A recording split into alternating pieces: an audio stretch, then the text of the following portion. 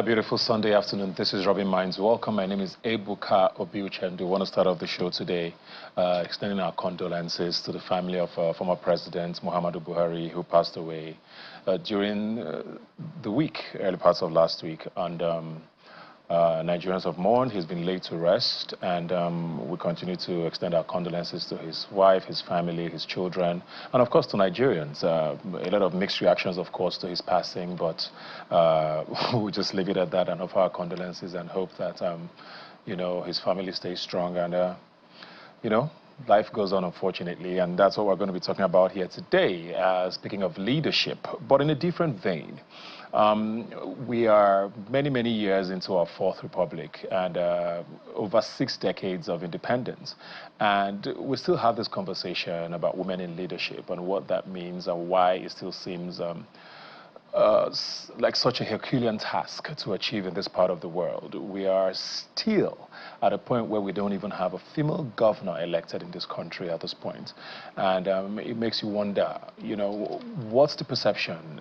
Why is that still the case? And what's the way out of this? I'm joined now by someone who definitely knows a thing or two about women in leadership. She's a great speaker, a motivator, and author. Join me as I welcome Pastor Nike Adeyemi. Thanks for being here today. Thank you for having me, Ebuka. I mean, I start off with that. I know politics might not necessarily be what we're talking about here today, but I feel like it speaks to what we're going to be talking about here today. And, you know, what does that say about the people, the nation, if at all, or is it a political thing that has made it almost impossible for women to crack this leadership thing in politics? Thank you. I mean, it's a discussion that we must continue to have. There are qualified women. I think the issue is oftentimes the pipeline, the system, the opportunities, the methods of picking, choosing, pushing forward, or even allowing or enabling women who are qualified to be in positions of power. Yeah. What do you think people get wrong? And I always wonder, is that term even helpful sometimes, women in leadership? You know, there are people who say, leave it open, anybody should get it. There are people that say, okay, but we have to create the space. You know, what are we getting wrong? What are the people and the women, all of us as a whole? I mean, we should have fairness. I think that's one of the things we might be getting wrong. The issue of bias, perception, thinking that women won't do a good job. Thinking that women maybe sometimes could be a drag. Thinking that for those who've worked with women, you know, at some point in time or the other, they've seen the advantages. But sometimes some have seen a situation where, okay, a woman has to take time off, her kids and all that. It's not that she's not qualified, but if she doesn't have help, support at home, again, that slows her down. So that's for women who are married. If her partner, you know, her husband, is not willing to take off some responsibility when she has to really be in the trenches of work for a season, that could throw her back, draw her back, and cost her, and cost all of us. Because sometimes they'll be like, is there no a woman that's supposed to be there, but what did she do? But they don't know the back end, the support that is needed sometimes. And we try not to give excuses, honestly, but there are a lot going on with us. Biologically, time of the month, all those back-end things that people don't know. We slap on our makeup and we put up a brave face and we move on. So I think there are opportunities and fairness should be considered. And less of insecurities on the part of the men. Okay, don't quote me and drag me like, oh, Nike Adeyemi said men are insecure. But hey, we have to talk about these things. You know, when a nation allows its women to thrive and fit into places in leadership, the nation will be the better for it, honestly. Because you give a woman something, she incubates it, she brings it to you even better. Also, we've looked at I won't say the bad eggs. There have been situations where maybe 1 or 2 women have not done well when given the opportunity. But we don't need to look at that, because sometimes they give women a window, like in politics, and then you see a situation of, okay, there's some corruption money-wise, and they then use that as... they use it and make noise. You know, Yeah. see, we gave them a little space. And they ruined everything. And they ruined everything. And sometimes, too, was that our best? I don't know. Do you worry, though, because you mentioned culture there, and it's a big part of, you know, at least in this part of the world, where there's a lot of people who believe where women belong. You know, you mentioned, you know, the time of the month. You know, there are things that are biological that people would always argue, well, unfortunately, we can't employ her or give her this position because we can't deal with all of the emotions, quote unquote, that come with that. And even, not even just Nigeria, globally. There's a bit of a shift globally to the right, you know. There's, you know, the manosphere, like they call them, all these male podcasters. There's almost a drive now to say, let's go back, whatever back means for people, to what the world was, where men took charge and women, you know. Are you worried about where the direction is going? Yes, I am. Because I really think that we should all be open-minded. You know, I'm a pastor as well, so from the place of faith, the word says he created male and female. It was not said they created male and then half female.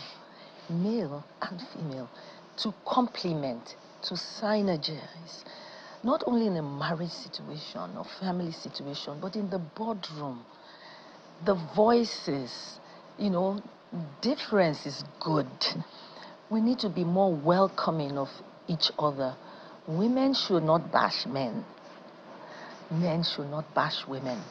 I think maybe men generally, some men might think that it's leaning too much, because you have you see a few strong, powerful women, okay? And then men sometimes think, they've taken over. We have not taken over. The voices that are strong, and they could be strong, but we are still few.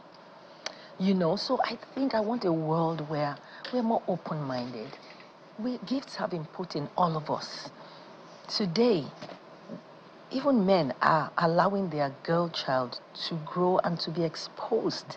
But are they really thinking that, what kind of world is she going to come into? So right from now, men should make room, because, hey, you might have all girls. Yeah, exactly. And that's it. So it is what it is. I think we really need to continue to have this discussion and be more accommodating of one another. Yeah. Women love men. They love for them to lead. But they don't want to, when there's opportunity for them, women to lead as well, they want to be given the opportunity. Yeah. You know, and you know, this day and age, you hear a lot of talk about, oh, the baby girl life, from maybe the younger generation. They want that soft life. They want men to lead, as it were. But it doesn't mean that we should be relegated at the same time. I mean, most people, I mean, Nigerians know you. You've done very well. And I think one of those spaces where we're seeing women do well is a place of faith, like you mentioned, especially with Christianity. A lot of women lead congregations, lead service. In the financial sector, to an extent, we have a couple of bank MDs now. In the past, it seemed so distant, but it's almost looking normal now. You say, okay, she's appointed, great. You know, she earned it. Nobody thinks she was given. You know, you see these spaces, what sort of lessons, or how are they getting it right, maybe? And what lessons should the rest of, you know, the world learn from these places? How are we getting it right? Women in finances and banking and all that. I think the owners of the banks, too, have come to realize, especially in the area of money. Yeah. And they bring value. You bring it to a woman, they bring value. Women normally, I would say this, normally don't steal. I'm not saying everyone, you know, but a woman will want to help you nurture and multiply. Also be paid, but protect. She's protective because she's thinking of the next generation. She's not thinking how to chop now and there'll be nothing. Because she's thinking her child could take over, could somewhere along the line. So women are conscious of that. They just want to be allowed to show what they can do. And they're passionate, they're emotional, they're motherly and nurturing. So you give a woman a bank to run, or she's earned it, she's risen through the ranks. The bank owners who are usually men, will be like, why am I stressing myself? Carry go. And so when MD so-and-so, or bank owner so-and-so, sees that this bank is thriving in the hands of a woman, he may think, okay, the next opportunity, I won't let my lady or woman be skipped over. Yeah. What was happening before are those skipping over. So just let it evolve, okay? As it should. As it should. And so the more of that, it now becomes a norm. But you see, talking about finances, not only banking.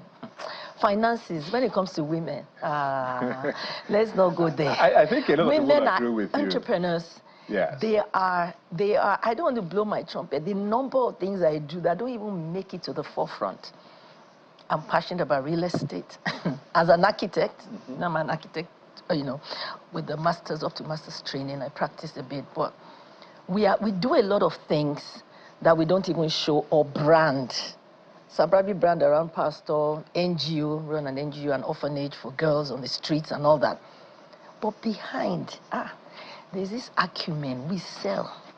So when you talk about small businesses, we're selling without even calling it anything. So we bring a lot of value to the Nigerian system. Yeah, and I think people see that in the informal sector, women thrive in the marketplace and even in social media now. More than half the businesses you see, whether it's selling hair or interior decor, I mean, that it goes without because we saying. don't have shame when it comes to something. We're talking about all the things you do. You are the convener of Get Up Global, I believe? Yes. What does that do? What do you want to achieve with that? It's a movement empowering. First, it started by empowering young people. But we've moved it on. And Get Up Global started this year because we started with Real Woman Foundation that turned 25 years last year. The story was I found girls on the street, prostitutes, and started reaching out to them, created a shelter, just because I was not minding my business. I was only 28, 29, and I was not minding my business. I thought, these are someone's, you know, daughter, niece. Why are you selling your bodies? I didn't come from a judgmental place, but from a curious place 25 years ago. Fast forward, I would invite them to church, they wouldn't come. So I started having conferences, seminars, restaurants, what I call non-threatening environments. And that wasn't a thing then. And then we'll have Q&A, let people talk, we'll chat. And we did that, done that in Nigeria, done that in other countries of the world. But this year, when we had the Real Woman Conference at the Marriott Hotel, Ikeja, Lagos, the theme, I themed it, powered by the Real Woman Foundation, which is a separate organization from our church, Taster. This is an NGO that I founded years ago. This is me, born out of compassion and excellence, now systemized. So one of the things we do are conferences. So this February 1, I called the theme Get Up. And I didn't want to use the word arise. I didn't want to Christianize, arise and shine for your light that comes. I just thought another name for arise is Get Up. Did they? If you understand Yoruba, get up. And so I called the theme Get Up. We had that. It was full to overflowing. Wow. It was same thing with the last year one. It was just women from all over, not just women from our church, but women from all over. Even women of other faith as well come. About 2 days after that conference, still trying to get over, relax, and then I just had this intuitively, have girls edition. I just thought, girls edition. We have okay, that makes sense. 2 or 3 weeks after, exactly, we had a girls edition. So we called it Get Up Girls. And they quickly helped me, open the Instagram page at Get Up Girls. Though that was taken, so Get Up Global. Just to have maybe a subsidiary of the Real Woman. Honestly, I thought that would be it. As we began to talk about Get Up Girls, I went to the teens church in our church, and we posted on social media. Before we even held Get Up Girls, parents were already saying, you can't do for girls. And not, what about the boys? Exactly. What about the teen boys? You are the very person that will say, if we train the girls, we don't train boys. I say, I'm not called to, but they say you are called to children. Both of them. All of them. All of them. When I went to the teens church and they said, girls, come out, so and so. The boys were looking like this, like something had happened. And one of the boys asked a question. What of us? Well, so I just promised them blindly, okay, somewhere along the line we'll have Get Up Boys. 3 weeks after Get Up Girls, then we had Get Up Boys. After Get Up Boys, the parents said, we too. Get up everybody. So everybody was like, okay, we even did a poll on my Instagram page. You did a poll, which one should be next? Get up couples, get up parents, or get up... Some people were even saying get up men, you know, and all that. So we then did get up parents. But what I do is that I speak, and then I have someone, like for Get Up Boys, I had Pella, who's like a cousin to me, Aburo, where, you know, childhood, whatever, right from. And so I said, Pella, come and be on the panel session with me, answering their questions together, and that was a blast. Awesome. So I would always have someone, maybe we'll have you one day. Just, you know, it's all about the youth. So first, the IG page was Get Up Global, empowering girls. You've had to now tweak it. Then we now tweaked it again, empowering young people, because now boys and girls, now it's empowering everybody. So it's just an empowering movement by Nikki Adeyemi, because I'm open.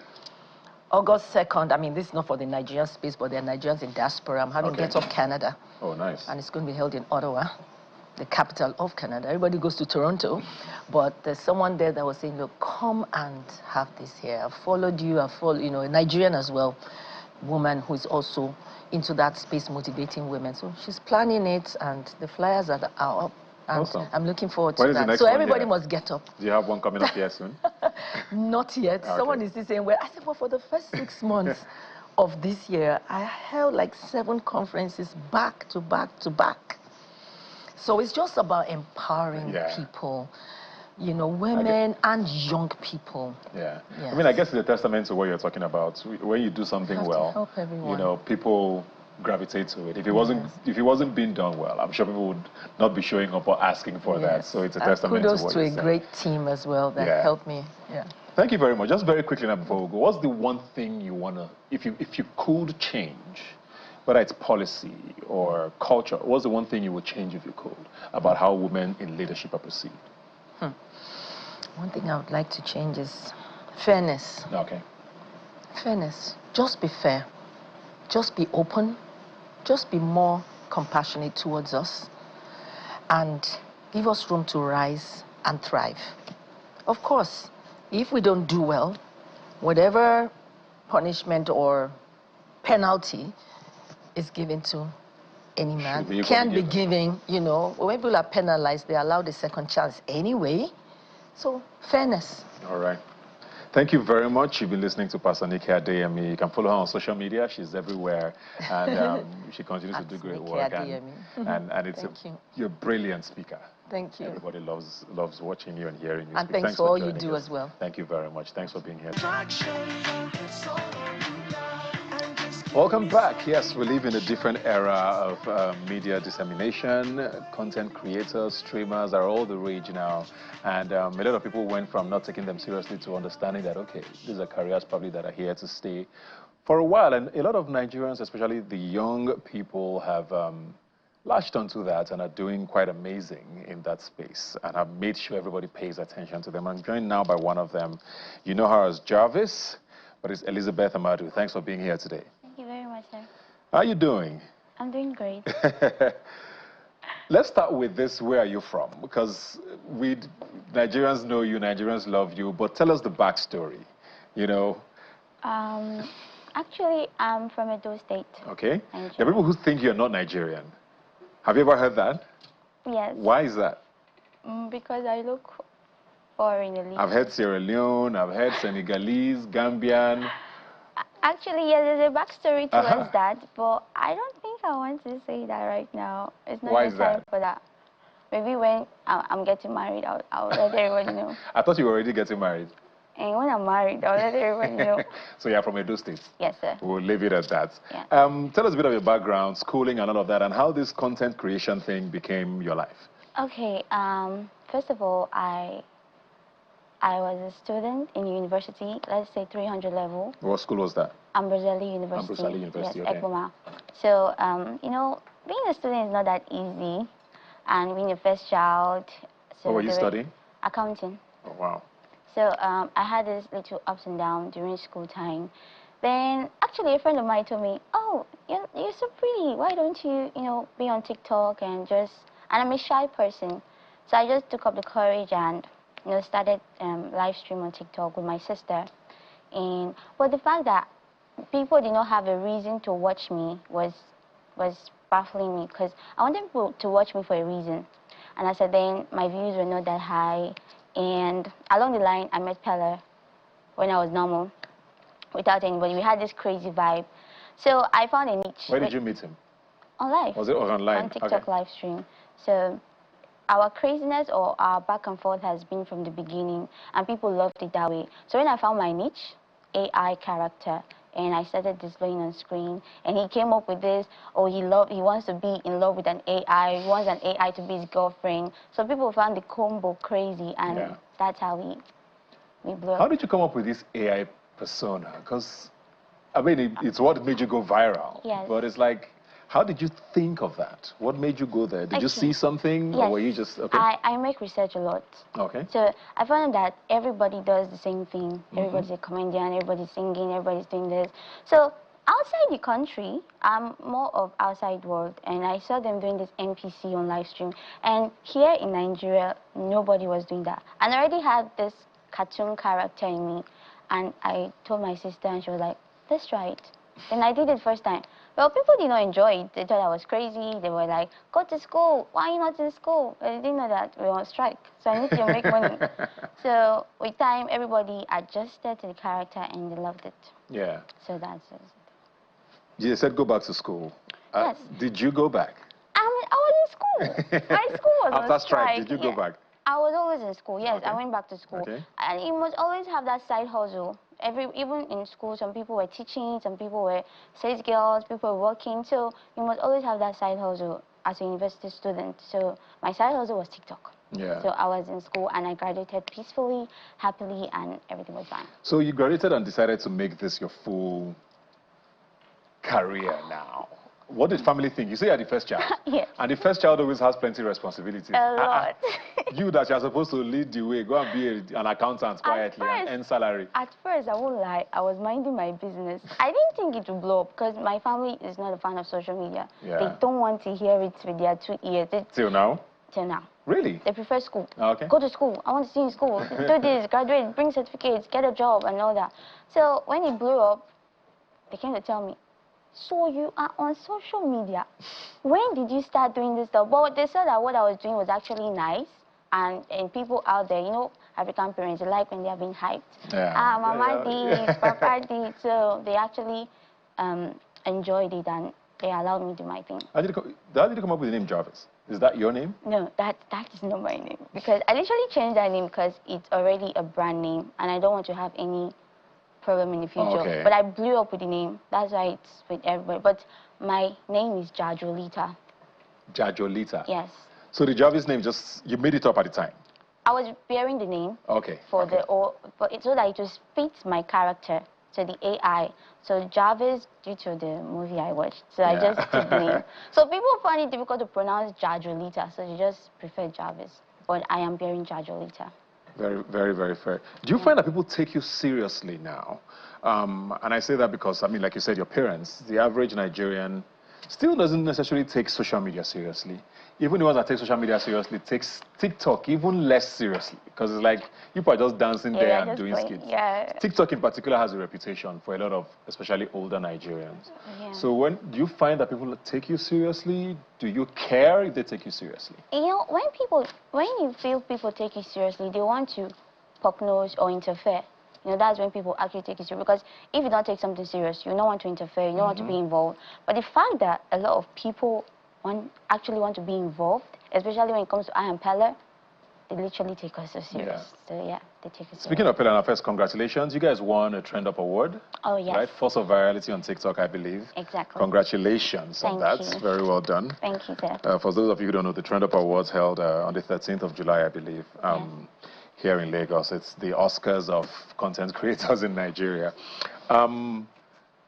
This thing that you guys do, he has sent a lot of tongues wagging. We've had him here in the past, you know, asked him a few questions. You know, you guys met, like you said, online and started creating content together, and people believe, you know, this whole story is a part of the script. How close have you guys become? You know, what is the relationship like? We heard, oh, we are engaged, we are going to marry soon. We've been waiting, another year has passed. You know, what's really happening? Are you guys just using us to catch cruise? Actually, I believe we'll get married at the right time, and there's a lot to marriage, so you need to be careful with it. But the engagement part, yes, that's true. He actually engaged me, shockingly to me. We can't see it. That's why we're Calm down, confused. sir. The ring was not fit to me, so it's at home. I kept it Till safe. now. Yes, it's safe at home. So I have come to understand him more because online, through Pella, I had to understand that you cannot judge someone online. You don't judge based on online, because online I was like, oh, what kind of a person is this? I literally, yes, we had this chemistry and vibe, this crazy vibe, but thinking of being with him, I didn't actually see the picture there until I met him real life. And I said that, oh, he had a character offline, and he's literally cool and more than I thought. So we actually built a relationship offline. And How long after the online collaborations did it transition? it was just last year it transitioned. Okay. Around this period, yeah, we started. Before then, he was already toasting you. He has been from the beginning, but I didn't take it serious because I was like, okay, maybe it's content and all that, but with time I got to find out that he was actually into me. So I grew to love or like him, yeah. Interesting.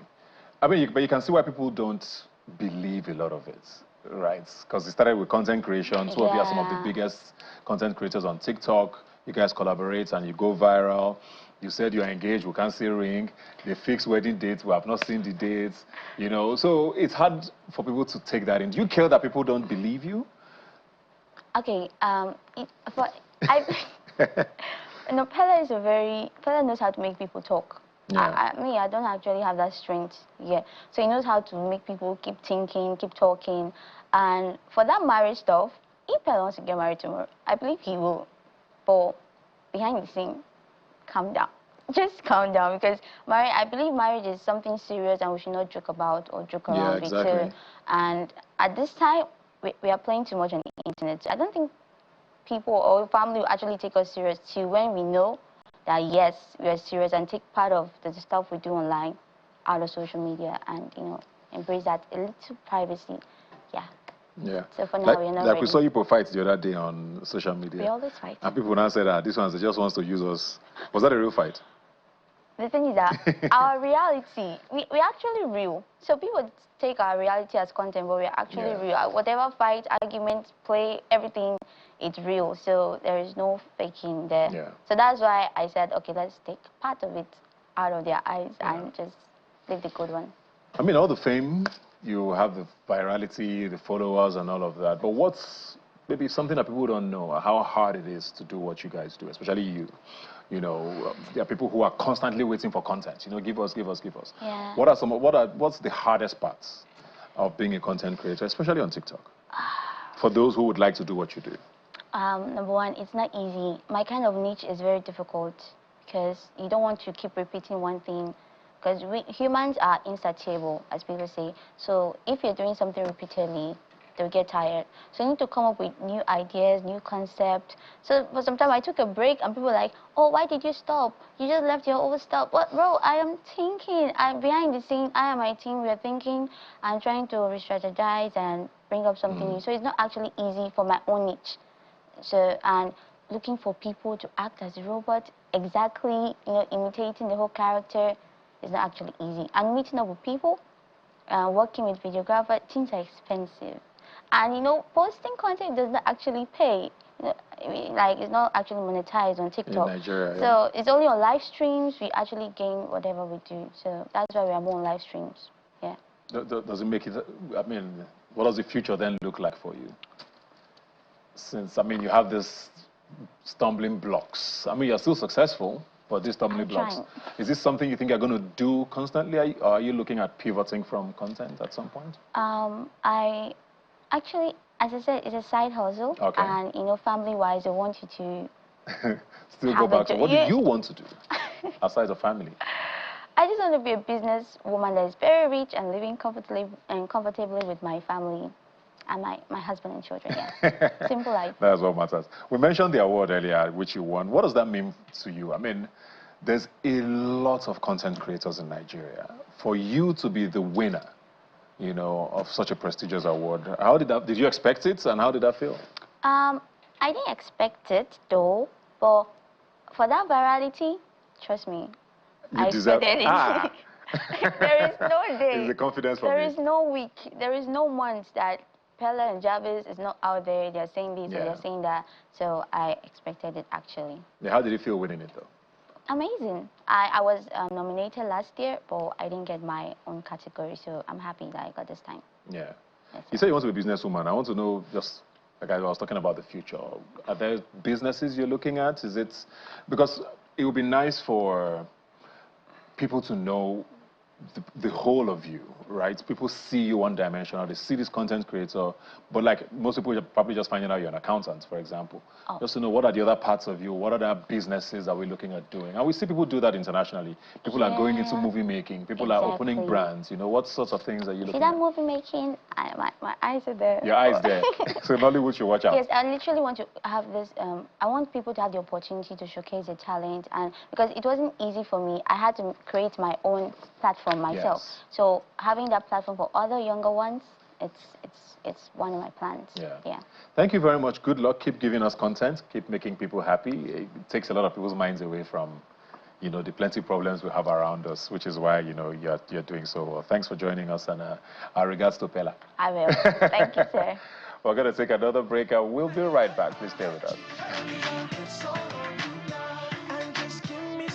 Back. I have a special guest here in the building who has continued to evolve in the eyes of many Nigerians. She's a woman of many parts, radio presenter, reality star. Some might say controversial. We're going to try and find out her story as much as we can in the next couple of minutes. Tacha Akide is here with me. Hi everyone, been a long while. Y'all need to poke Ebuka to make me come more often. I think it's been 2 years ago since the last time we did this. Yeah, how are you doing? It's always great. I'm doing fantastic. I had to ask you. I asked you when you walked in. You look so well. Thank you. You look amazing as well. Thank you. I asked you when you walked in because a lot of Nigerians, the last time we heard, you know, a lot about you was that you said you are done with us. And that you were going, they would always that you are say moving to the UK. What did you say? And how come you are here? Yeah, so really it's all about expanding my brand, like kind of like on a global scale. Do you get what I mean? I feel like with Nigeria and with Africa, I've done a lot and more. And I feel like there's still more about me that people from the outside need to see. So it's like, you know what? London is that city for me. And then I literally had to move down to London. But Nigeria is a country I love. So there would never be a time where I would have to permanently move. So always be shuffling, like London, Lagos, all that kind of stuff. So you just came to visit us? I'm here for a while and then back. Okay. Back again. Like the cultural differences is crazy. So when I miss London, I'll be back in London. But when I miss the love in Nigeria, definitely I'll be back. Yeah. I mean, you, like I said, you do a lot of things. And you say business. You know, every time we see you, you are very intentional about yourself or your products or, you know, and people are like, what does she really do? You know, what does she even sell? You know, you did radio for a bit. We're like, oh, is she not going to be a presenter? You did your thing there. Now we don't, I don't know. So how do you describe Tacha to someone who doesn't know? So I would say serial entrepreneur, philanthropist. I'm a lot of things in one. I love to do a bit of everything and then just be extraordinary at it. And then with me being here in Lagos, Nigeria, there are a couple of businesses I also want to start as well, like clothesline business, makeup. I want to, what would I say? So before I went on Big Brother, and most people don't know this about me, I used to be a makeup artist, full-time. Makeup is something I've loved to do, even though my mom wasn't in support of it. But it's something I chased, and I used to have a makeup studio before I went into Big Brother.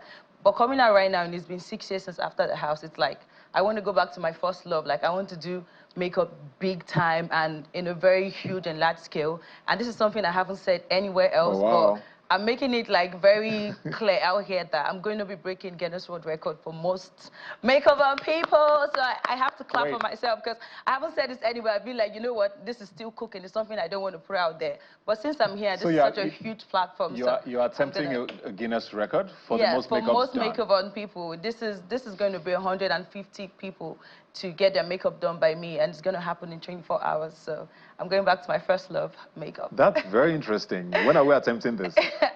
Sometime in September. Who knows? Your wife might just be there. So what's it called? I'm letting you know to let her know that I would love her face to be part of the models for me to put makeup on. But it's something I've been very passionate about. And even with my makeup right now, I did it. Most events I go to, ambassadorship deals, I always do my makeup myself because I feel like I mean, if I didn't have to go to Big Brother, I would have thought that makeup artist is about to get my makeup done right now.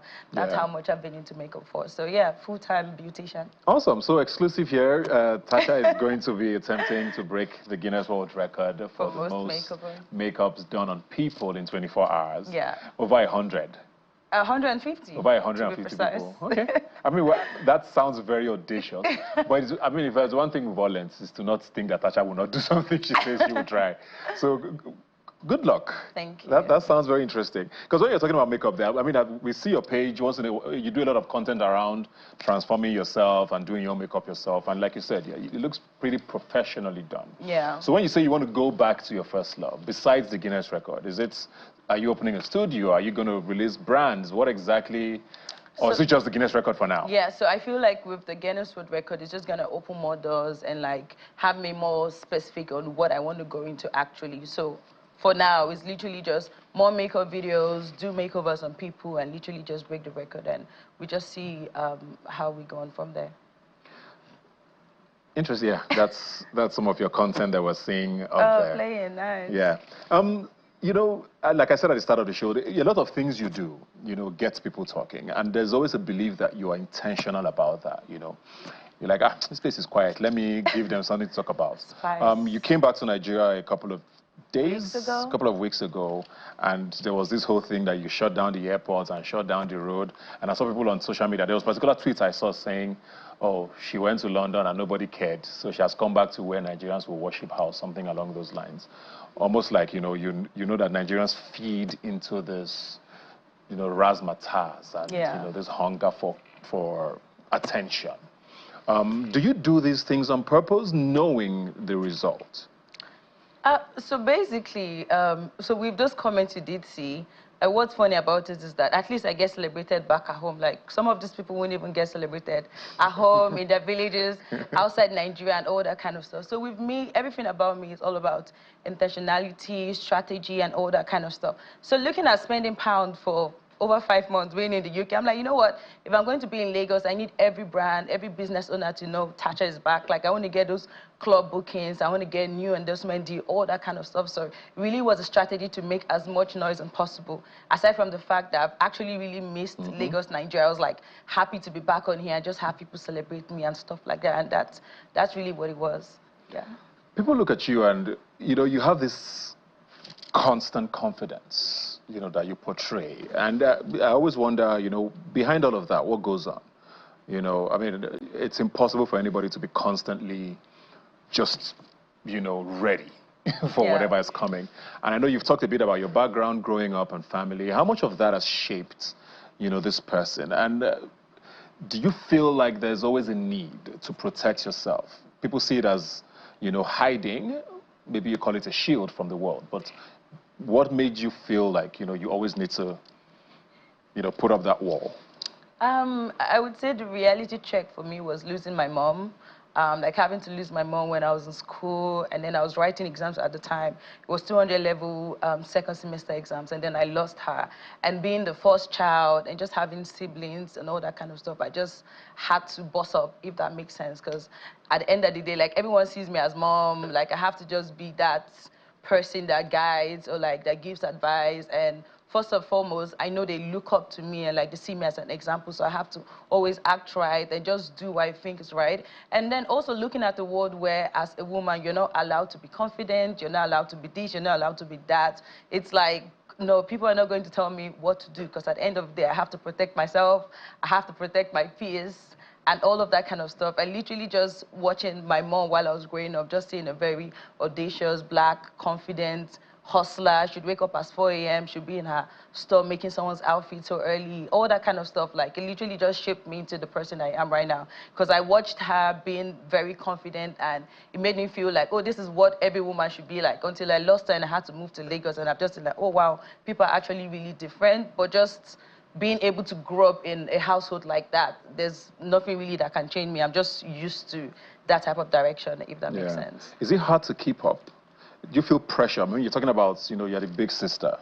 So, like you said, you always have to, you know, protect and nurture or be the example for your siblings, and, you know, also understanding how the world works now. Is it hard to you know, keep up this? Do you feel pressure?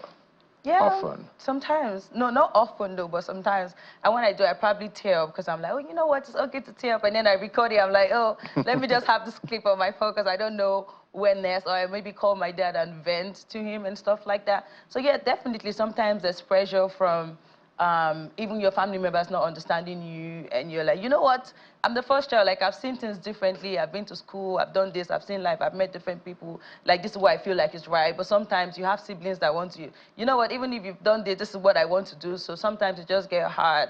It just get hard from like constant misunderstanding from the public or like from family members. By the end of the day, yeah, pressure does come, but I cry and I pick myself back up, and I'm ready to hit harder than how I was hitting a couple of days before or weeks back. Very, very important. Because, I mean, nobody's Superman, and I think it's okay to be vulnerable and let people know that. You talked about siblings there, and there's this girl we always see on your page. People are so convinced it's your child, but you never want to, you know, reveal that, because it's maybe a part of your story you don't want people to know about. There are people who are sure it's your child. Yeah. Is that your child? Yeah, she's my child. I would say she's my child. Biological daughter? She's my little sis, actually, but Kimson has been with me for like, should I say 5 years right now?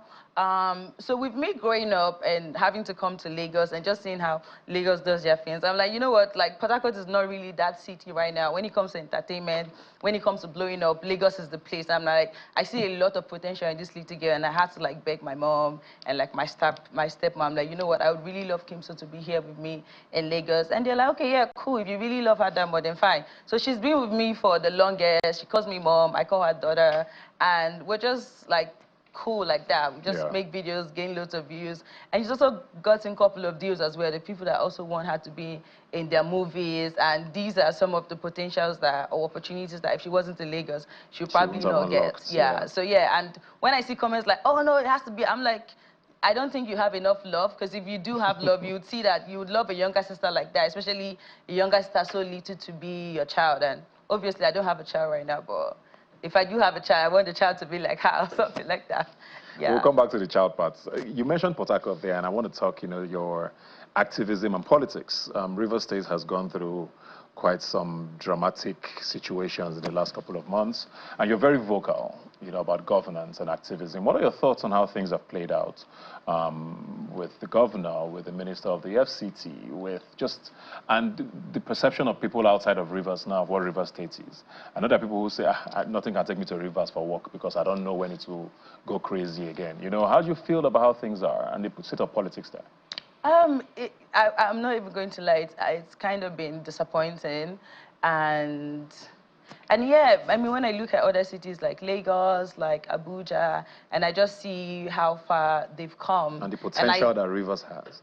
And the potential Rivers State does have, and how they're not trying to exploit that, and instead it's just church and politics. It's just very disappointing, because there's so many youths out there, there's so many talent. There are just loads of things that if the government can see light into that, there's so much that can happen, but they're not trying to exploit that, and it's just disappointing.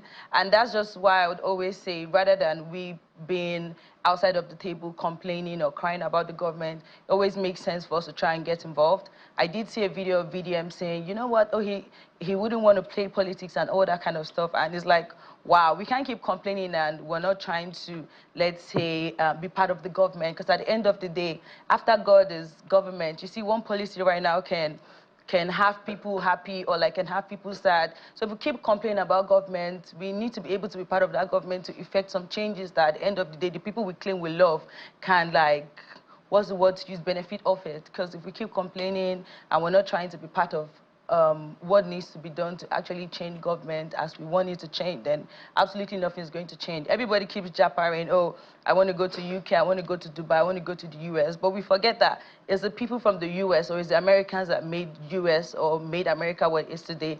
It's the people from UK that made United Kingdom what it is today. It would only take us as Nigerians to make Nigeria what we want to see, and if everybody keeps running away, nothing is going to change. And I also feel like Nigerians are kind of like the biggest marketers of this country. Every little bad news, we're the first people to want to like spread it, talk about it on Twitter. But the London I went to, I saw how many people were struggling, and they would rather be there than be here. So, like, why do you make Nigeria, paint Nigeria so bad? By the end of the day, the country you're in right now, you're cold, you're broke, you're struggling. Like, there's certain things going on with you, but you just never say. But when something is going on with Nigeria, boom, they're screaming out, oh, Nigeria is that. Yes, Nigeria is bad, but we can make it better. Like, Singapore is a big example of that. So, yeah. Are you going to run for office? Definitely, definitely. When it's time, The next election, I would. or? I'm not sure about the next elections, and obviously, if it's something I'm working on, I would need to maybe make it at least 70% already done for me to talk about it and stuff like that. But like I said, it doesn't make sense making videos or granting interviews like this, talking about the government when you're not trying to get involved. We keep saying, oh, politics is dirty, but we forget that we play politics every day, like being strategic about certain things. Your boss cracks a joke that isn't funny, you laugh at it because you want to be in his good books. Like, we play politics every day where we try to be politically correct, but we don't see that we can play it on a larger scale and then just benefit our people. I think it's about time, really. So politician Thatcher is coming soon? Yeah, soon, definitely. House of Reps, governor? I don't even know, but you guys watch out, definitely. That's interesting. Woman of many parts indeed. Many parts indeed. I said we'll come back to the child thing. What's love looking like for you? Oh my God, oh my God. You know, maybe I probably would have stood a better chance if I didn't go on Big Brother Nigeria, because that should just glue me up, and then everybody thinks, oh, she's out of my league. Or like some people think, you know, I was on your show and I talked about the same thing. Like, people see her and they're like, oh no, she's so cute. She definitely has 30 men speaking to her right now. But sometimes that's not really the case. Do you understand what I'm trying to say? If you're cute, your pocket is cute, and you have sense, literally you can reach out to me and we can have a conversation. So you're single like this? I am very much single, actually. Are you serious? Yeah. Have I showed up anybody on my page? Did I bring anybody to your house? Oh yeah, God bless maybe this the man. person also, I mean, you tell us what you want to tell us. So maybe there's someone who has been behind the scenes. And then maybe there's someone that doesn't want the world to know that he's there. No, I'd rather let the world know. So you can hear the truth. Do you understand? So if he's now dating 3 people, no, I'm not about that, or hiding this or hiding that. At least once in a while, let the world know who this person is. Yeah. But like, that just hasn't happened yet. And am I hopeful? Kinda. Me, I'm just very much invested in my work. I need more money. It's 2025, you know. So, yeah, I'm just working on my bag. You're open and to relationship. Love. Definitely. You're open to a relationship, starting a family. Yeah, yeah. I mean, there are people who don't, so we just need to know. Oh, so my God. Maybe that's why they are not applying now, so let them know. Okay, you see, Ebuka is being very outspoken here right now, and that's amazing. Yeah. So, yeah, definitely, I'm open to love. I'm open to starting a family, but I don't want to sound like it's something where there's a bit of desperation as part of it or whatnot. If it happens, it happens, and if it doesn't happen, it's okay. Yeah. Yeah. Cool. You people should not be slacking, you know. He's on Thatcher right now. What should we look out for? I mean, besides the Guinness, in case you're just joining us, Thatcher is going to be attempting to break Guinness records for most makeups done in 24 hours by 150 people. She will let us know the time, but I mean, it's a couple of months from now. Yeah. So looking forward to that. But what should we look out for with you? I mean, like I said, you've done a lot of things. You've been on radio, you've acted.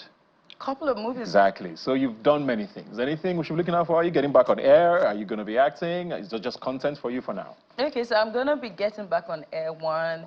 And when it comes to the movies, I've done loads of movies. Some is still in post-production. They're not out yet. And like I said, new businesses, I want to like get back into my entrepreneurship bag. So like a couple of businesses I'll be kicking off and just posting and have people love and buy and all that kind of stuff. But what my mind is so surrounded by right now is the Guinness World Record, because there's a lot to put in. It needs more money, it needs a venue, it needs location, it needs models. There's a lot of things to do, and that's just where my mind is right now, alongside with the businesses I plan to kick off. Awesome. What's been the biggest change or growth you've noticed in yourself from the first time Nigerians were introduced to you in 2019? Right? So now, is there something that's shifted, that's still a misconception, maybe, that people still think, this is how this person is?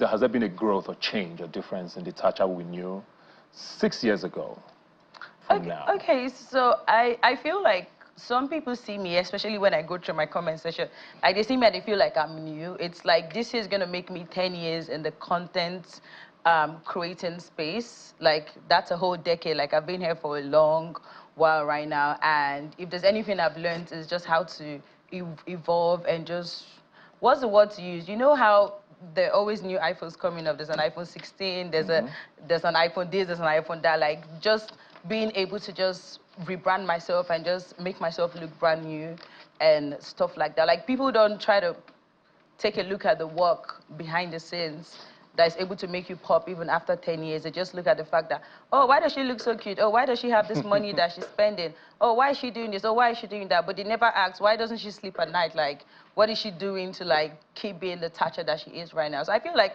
as much as people come at your glory, they need to also try to take time to study the sacrifice that you put into being glorious. Very, very true. Are you in touch with any of your friends from Big Brother? A couple, yeah. Okay. I mean, I and Fraud was together a week ago in the club. I and Ike was together just Awesome. yesterday. So, yeah, those are my G's, like a second family Awesome. for free as a gift from Big Brother, yeah. Awesome. You mentioned 10 there, and is the 10th season about to start this year? Are you Oh. looking forward to it? Yeah, funny enough, though, I thought it was going to start this weekend already. Yeah, it's in a week. It's in a week, today. like one more week. Okay, so we're Season going 10. to be looking forward to all your really nice outfits that you're going to wear. Ebuka looking like a king and a governor all in one. But yeah, so you're going to be away from this for a couple We'll make of it weeks. work somehow. Somehow. Amazing, amazing. But Thank you looking very forward to much. your outfit because you Yeah. always nail it. Thank you very much, Thatcher. Looking forward to all the great things that's coming in the second half of 2025 for you. And Ooh, yeah. wish you all the best. Good Thank luck with the you. Guinness record. We look forward to Yeah. that. And thank you very much for joining us. Like I always say, you can follow the conversation on social media. Please use the hashtag #RobinMinds when you send us a message. And we'll see you next time. Bye. Yeah, with you. Don't just stand there teasing